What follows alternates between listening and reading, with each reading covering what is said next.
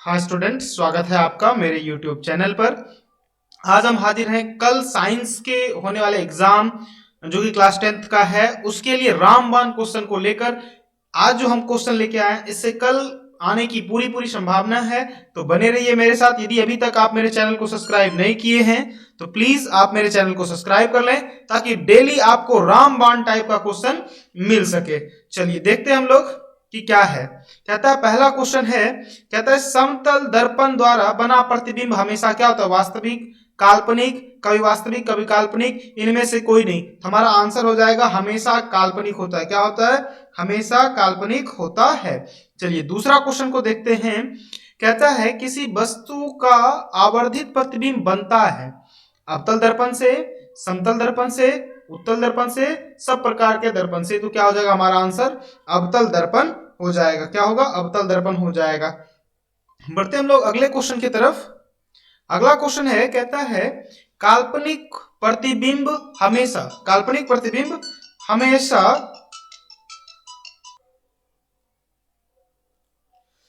अगला क्वेश्चन देखते हैं हमारा क्या है। कहता है अभिलेंस लेंस की फोकस दूरी में परिवर्तन किया जा सकता है। अभिनेत्र होना चाहिए था यहाँ। अभिनेत्र लेंस की फोकस दूरी में परिवर्तित किया जाता है दृष्टिपटल द्वारा, पुतली द्वारा, परितारिका द्वारा, पक्षाभि द्वारा। तो हमारा आंसर हो जाएगा सी। 4 का क्या हो जाएगा? सी हो जाएगा। चलिए बढ़ते हम लोग अगले क्वेश्चन की तरफ। कहता है स्पेक्ट्रम में किस रंग की किरण का झुकाव अधिक होता है? तो याद रखिएगा लाल। क्या होगा? लाल। चलिए बढ़ते हम लोग अगले क्वेश्चन की तरफ। कहता है स्पेक्ट्रम प्राप्त करने के लिए किसका उपयोग किया जाता है? तो कांच की सिल्ली, अवतल दर्पण, उत्तल दर्पण नहीं, कौन सा होगा? प्रिज्म होगा। चलिए 7 नंबर का देखते हैं हम लोग क्या होगा। कहता है 100 वाट का विद्युत बल्ब 250 वोल्ट के विद्युत मेन से जोड़ा जाता है। बल्ब से प्रवाहित धारा का मान। तो आई बराबर क्या होता है?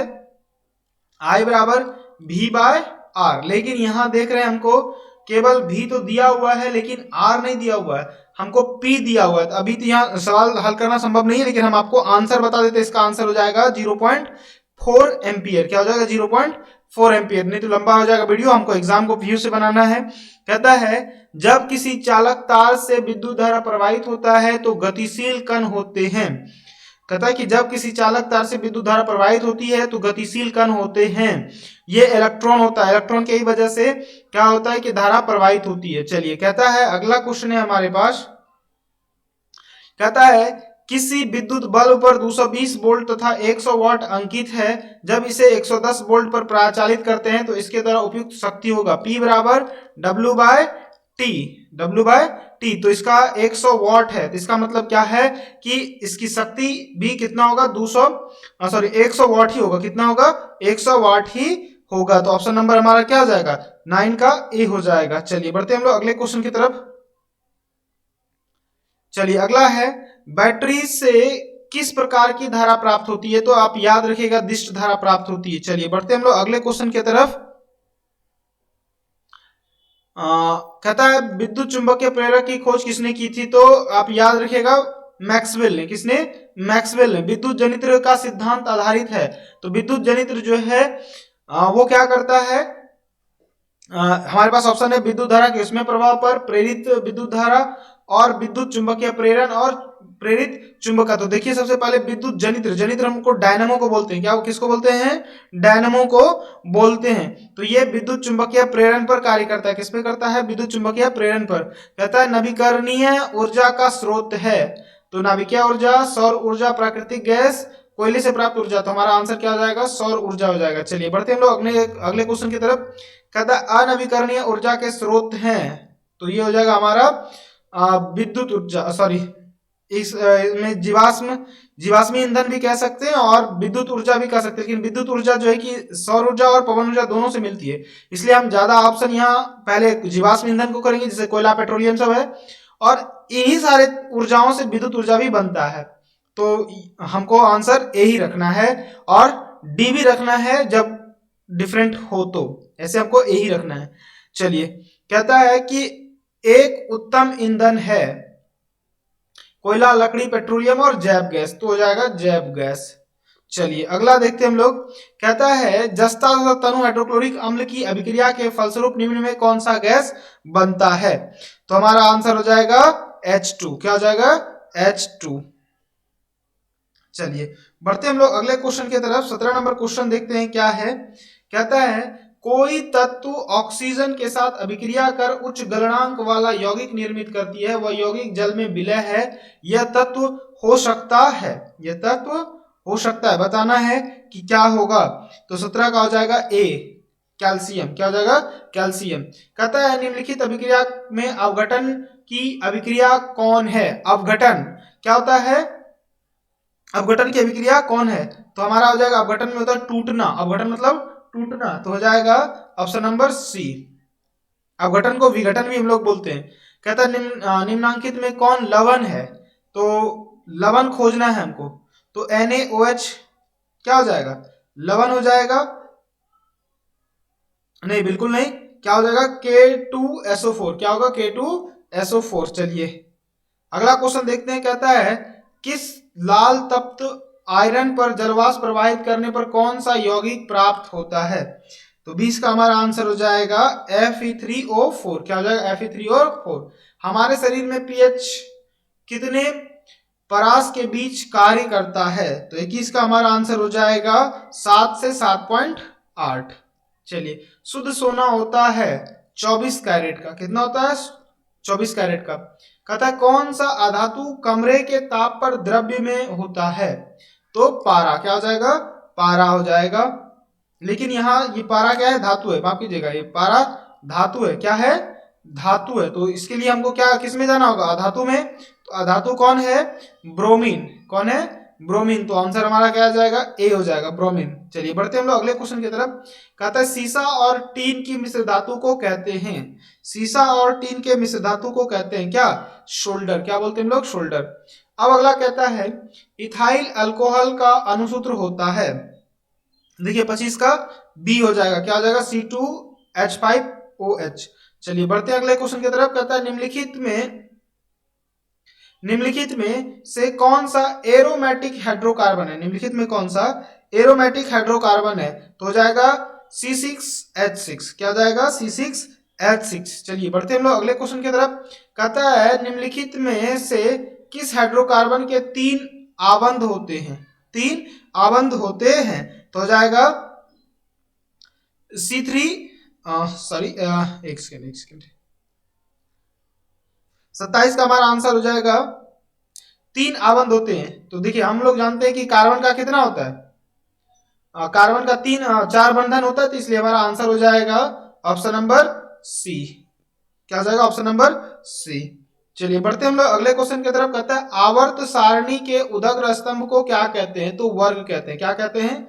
वर्ग कहते हैं। कहता है आवर्त सारणी के प्रथम वर्ग के सदस्य होते हैं क्षारीय धातु, मिश्र धातु, अक्रिय और अम्लीय धातु। तो 29 का हमारा आंसर हो जाएगा क्षारीय धातु। क्या हो जाएगा? क्षारीय धातु। कहता है आवर्त सारणी में शून्य समूह के तत्व, आवर्त सारणी में शून्य तत्व के समूह, तो शून्य समूह के तत्व, तो क्या हो जाएगा? बी हो जाएगा। 30 का बी हो जाएगा, He हो जाएगा। चलिए कहता है विभिन्न क्रियाओं के फलस्वरूप बने हानिकारक पदार्थों को शरीर से बाहर निकालने के तंत्र को क्या कहते हैं? पाचन तंत्र, तंत्रिका तंत्र, परिसंचरण तंत्र, उत्सर्जन तंत्र।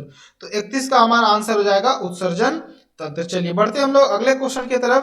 कहता है एक कृत्रिम वृक्क नाइट्रोजनी अपशिष्ट उत्पादों को रुधिर से किस प्रक्रिया द्वारा निकालता है? रुधिर से किस प्रक्रिया द्वारा निकालता है?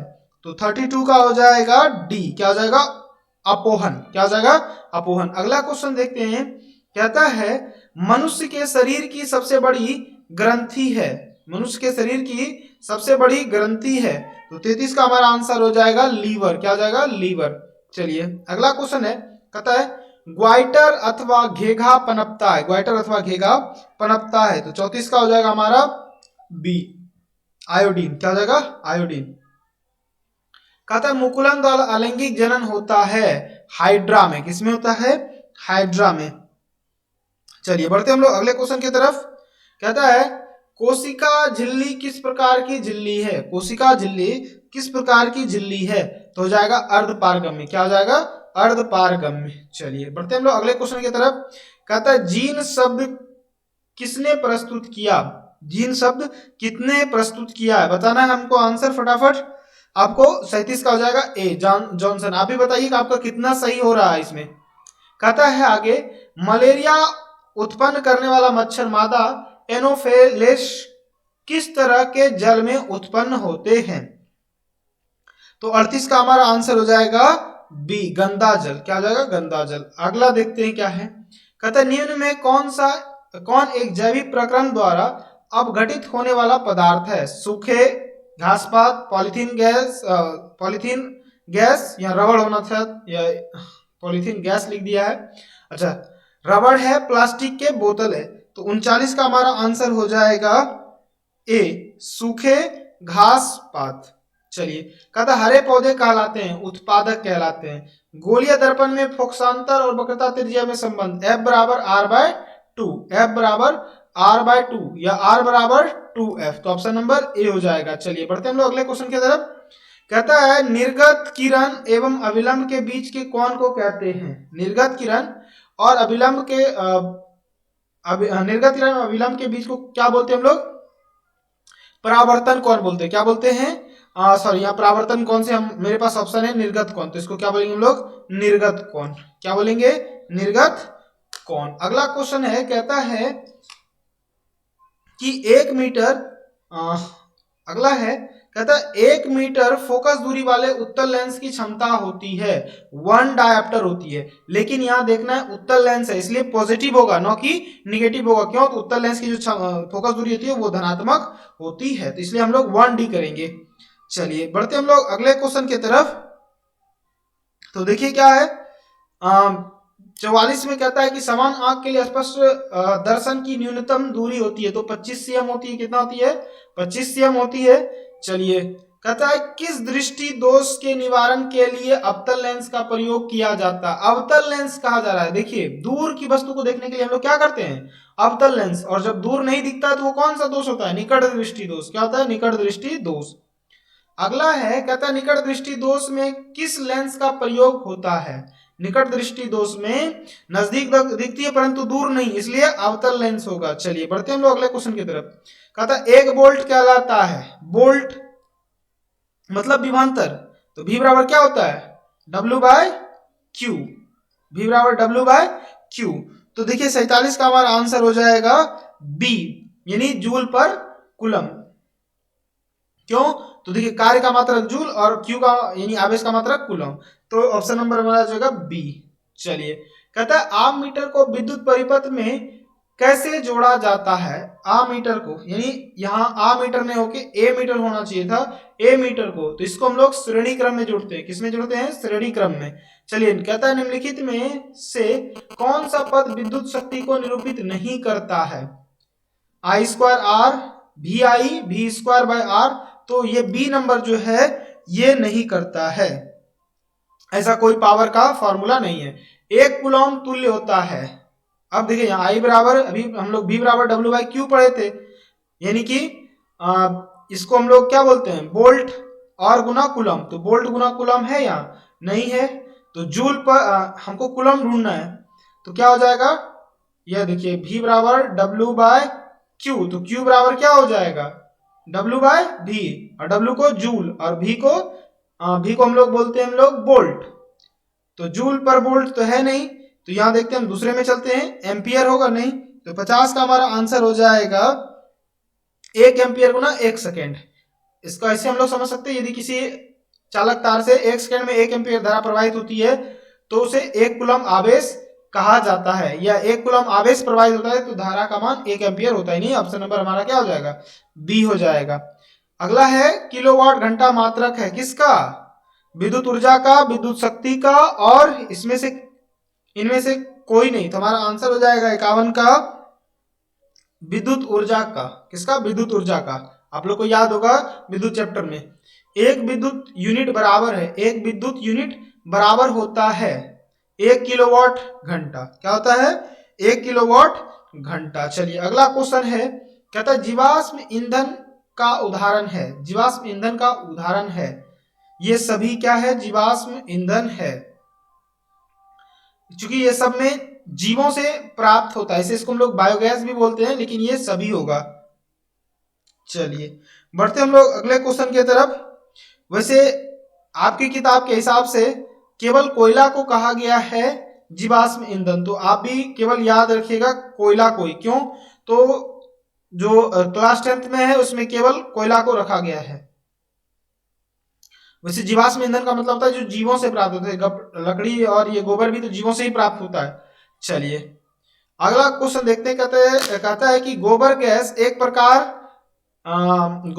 प्रकार की है, प्राकृतिक गैस, बायोगैस, लकड़ी, चूल्हा, तो क्या है बताना आपको फटाफट। 54 का आंसर हो जाएगा हमारा बी, बायोगैस। चलिए कहते हैं बायोगैस का उत्पाद होता है गोबर से, लकड़ी से, कोयला से, तो यहां लिखेंगे हम लोग गोबर से। चलिए 56 देखते हैं क्या है। कहता है निम्नलिखित में से कौन सा उत्पाद लेड नाइट्रेट को गर्म करने पर प्राप्त होता है। तो 56 का हमारा आंसर हो जाएगा NO2 और O2, NO2 और O2। चलिए बढ़ते हम लोग अगले क्वेश्चन की तरफ। कहता है निम्नलिखित में कौन सही है, बताना है निम्नलिखित में कौन सही है। तो हो जाएगा Na2CO3 × 10H2O। चलिए कहता है लोहा से लिंक के लेपित करने की क्रिया कहलाती है संक्षारण, गैल्वेनीकरण, पानी चढ़ाना, विद्युत अवघटन। 58 का हमारा आंसर हो जाएगा गैल्वेनीकरण। क्या हो जाएगा? गैल्वेनीकरण। चलिए कहता है निम्नलिखित में से कौन गंधीय सूचक है, नहीं है, सॉरी गंधीय सूचक नहीं है। वैनिला, प्याज, शकरकंद, लौंग का तेल। तो 59 हो जाएगा हमारा शकरकंद। क्या हो जाएगा? शकरकंद। कहता है निम्नलिखित में से द्विक्षारकीय अम्ल है। 60 का क्या हो जाएगा हमारा H2SO4। कहता है पोटास, एलम होते हैं एक साधारण लवण, एक मिश्रण, एक अम्लीय लवण और एक द्विक लवण। तो 61 का आंसर हो जाएगा हमारा डी, एक द्विक लवण। चलिए कहता है निम्नलिखित में से प्रबल लवण कौन है। 62 का हमारा आंसर हो जाएगा ए, NaCl। चलिए कहता है 63 में निम्नलिखित में से कौन एक से अधिक अम्लीय लवण बनाएगा। तो 63 का हमारा आंसर हो जाएगा H3PO4। कहता है 1 बिलियन किसी नीले लिटमस को लाल रंग में परिणत कर देता है, तो संभवतः बिलियन का पीएच मान 7 से कम होगा, यानी कि ऑप्शन नंबर डी 6। एथेन का आणविक सूत्र C2H6 है, इसमें 6 संयोजक बंधन है, 7 संयोजक है, 8 है और 9 है। तो हमारा आंसर हो जाएगा 65 का बी, 7 संयोजक है। कितना है? 7। जैसे 2 को H लिखे, इधर देखिए ऐसे, इधर भी 3, इधर भी 3, तो देखिए 3 दूना 6 और 1 यहां लगेगा, तो कितना हो जाएगा? 7। चलिए बढ़ते हम लोग अगले क्वेश्चन की तरफ। सबसे कठोरतम तत्व है हीरा। चलिए अक्रिय तत्व होते हैं हीलियम। कहता है मीथेन में कितने सहसंयोजक बंधन हैं। CH4, देखिए CH4 होता है ना, तो 4 हो जाएगा। ऑप्शन नंबर कितना हो जाएगा? बी, 68 का बी हो जाएगा। चलिए कहता है आधुनिक आवर्त सारणी में तत्वों का वर्गीकरण आधार है परमाणु द्रव्यमान, परमाणु संख्या, घनत्व। तो हमारा आंसर हो जाएगा परमाणु संख्या। कहता है अमोनिया के अणु में नाइट्रोजन एवं हाइड्रोजन के परमाणुओं की संख्या का अनुपात होता है। अमोनिया यानी NH4। अब देखिए क्या पूछा है, नाइट्रोजन और हाइड्रोजन। नाइट्रोजन 1 तो हाइड्रोजन कितना, सॉरी अमोनिया NH3 होगा। क्या होगा? NH3 यानी 1:3। तो 70 का हमारा आंसर हो जाएगा सी, 1:3। कहता है इंसुलिन नामक हार्मोन की कमी से कौन सा रोग उत्पन्न होता है। तो 71 का हो जाएगा मधुमेह। क्या हो जाएगा? मधुमेह, जिसको शुगर भी बोलते हैं हम लोग। कहता है वाष्पोत्सर्जन कैसी प्रतिक्रिया है। शारीरिक, भौतिक, रासायनिक, प्राकृतिक। तो 72 का हो जाएगा भौतिक। क्या हो जाएगा? भौतिक। कहता है निम्नलिखित में कौन सा पादप हार्मोन है। इंसुलिन, थायरोक्सिन, एस्ट्रोजन और साइटोकाइनिन। तो फटाफट हमको बताइए 73 आप लोग, तो हो जाएगा साइटोकाइनिन। चलिए अगला कहता है दो तंत्रिका कोशिका के मध्य खाली स्थान को कहते हैं। दो तंत्रिका कोशिका के मध्य खाली स्थान को कहते हैं। तो 74 का हमारा आंसर हो जाएगा सिनेटिक दरार। क्या हो जाएगा? सिनेटिक दरार, ऑप्शन नंबर बी। आप लोग इस सारे क्वेश्चन को बहुत ही अच्छा से देखिए ताकि आपका एक भी क्वेश्चन छूटे नहीं। 75 कहता है निम्नलिखित में से कौन मानव में मादा जनन तंत्र का भाग नहीं है? अंडाशय, गर्भाशय, शुक्रवाहिका, डिंब वाहिनी। तो 75 का आंसर हमारा हो जाएगा सी, शुक्र वाहिका। चलिए अगला बढ़ते हैं। पराग कोश में होते हैं बाह्य दल, अंडाशय, अंडप और परागकण। तो 76 का हमारा आंसर हो जाएगा डी। क्या हो जाएगा? डी, परागकण। चलिए कहता है the origin of species, sorry माफ कीजिएगा, स्पीसीज नामक पुस्तक किसने लिखी थी? तो 77 का आंसर हो जाएगा डार्विन ने। किसने? डार्विन ने। अगला है कहता है मनुष्य में कितने जोड़े गुणसूत्र पाए जाते हैं? तो 23। कितना? 23। 78 का हमारा हो जाएगा सी। कहता निम्नलिखित में से कौन जलीय आहार श्रृंखला है? जलीय, यहां देखिए ध्यान से क्या पूछा है? जलीय, शैवाल, जलीय कीट, मछली, घास, जलीय कीट, मछली, मनुष्य। पूछा गया हमसे जलीय, तो 79 का हमारा आंसर हो जाएगा शैवाल, जलीय कीट और मछली। चलिए बढ़ते हम लोग अगले क्वेश्चन की तरफ। कहता है निम्नलिखित में से किसे आप उपभोक्ता की श्रेणी में रखेंगे? निम्नलिखित में से किसे आप उपभोक्ता की श्रेणी में रखेंगे? तो हरे पौधे, नील हरित शैवाल, जंगली जानवर, फूल और पत्ते। तो जंगली जानवर को हम लोग किसमें? उपभोक्ता में रखेंगे। 80 का क्या हो जाएगा? सी। तो ये थे आज के महत्वपूर्ण इंपॉर्टेंट क्वेश्चन जिसको कल के एग्जाम में आने की पूरी संभावना है। आई होप कि आपको ये सारा याद हो गया होगा, आप कल आके अच्छे से एग्जाम दें। बेस्ट ऑफ लक, धन्यवाद। और चैनल को सब्सक्राइब करना ना भूलें।